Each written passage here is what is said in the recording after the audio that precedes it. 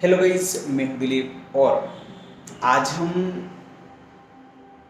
एक एग्जांपल देते हैं शुरुआत में, फिर बाद में बातें करेंगे है सो भी जो भी है ढेर सारे।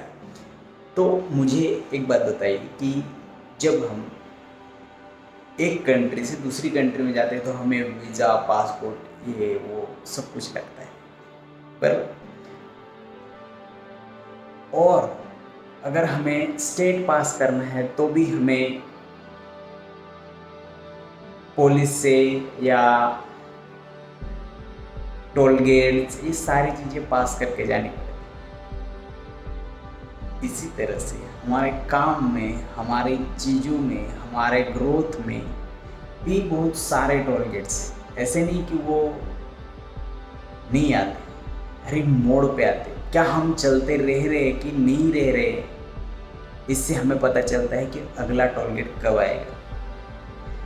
अगर आप चलते रह रहे हैं, मतलब आप चलते ही जा रहे हैं, तो आपको पता चल जाएगी एक टोल गेट के बाद अगला टोल गेट आ जाएगा।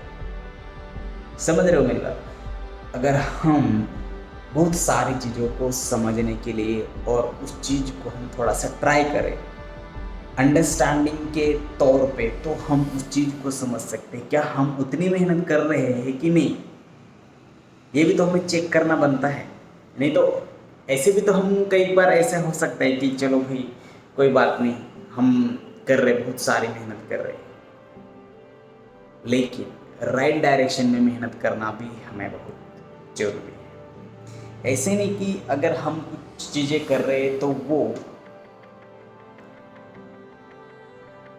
अच्छी ही हो, लेकिन हाँ हमें हमें एनालिसिस करना चाहिए जो कि पॉजिटिव वे है।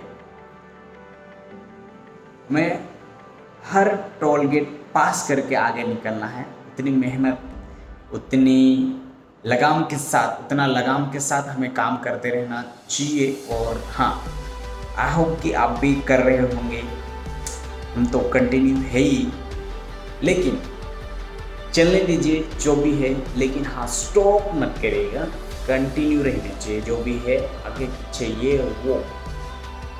जो जितने टोल गेट हम पास करते जाएंगे उतने स्पीड में हम सक्सेस के नज़दीक पहुंच जाए। फिर बाद में सक्सेस होने के बाद भी और भी ज़्यादा और भी लेवल पर काम करना होता है। ऐसे नहीं कि सक्सेस हो गए तो बैठ के आराम करना है, वहाँ और ज़्यादा मेहनत लगती है सक्सेस पर टिके रहने